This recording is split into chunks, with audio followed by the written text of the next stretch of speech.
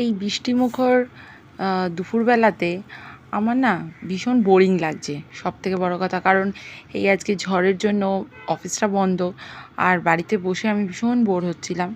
তাই আমার বর বলল যে খিচুড়ি করতে, তো খিচুড়িও রান্না তাড়াতাড়ি হয়ে গেছে।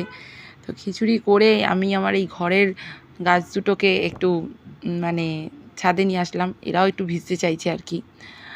তো যাই হোক, দুপুরবেলা কি করব, তো আমার এরকম দুপুরবেলাতে সবথেকে ভালো লাগে ভূতের গল্পের বই পড়তে বা ডিটেকটিভ গল্পের বই পড়তে, কিন্তু সেটা ছিল না। আর তারাশঙ্কর বন্দ্যোপাধ্যায়ের একটা বই যোগভ্রষ্ট, এটা আমি বইমেলা থেকে কিনেছিলাম, তো এটাও পড়া হয়ে ওঠেনি। তো আজকেই ভাবলাম আজকে এটা পড়তে শুরু করি, তাই এটাই পড়তে শুরু করলাম। তো এই লাইটের আলোতে পড়তে সবথেকে ভালো লাগে। বর্ষাকালের দুপুরটা যতটা মানে সুন্দর ফিল করতে পারি, বর্ষাটাকে অনুভব করতে পারি, কিন্তু আজকের দিনটা না অতটা ভালো লাগছে না। হয়তো এটা ভেবেই যে এই সাইক্লোনে কত মানুষের কত রকমভাবে ক্ষয়ক্ষতি হয়েছে।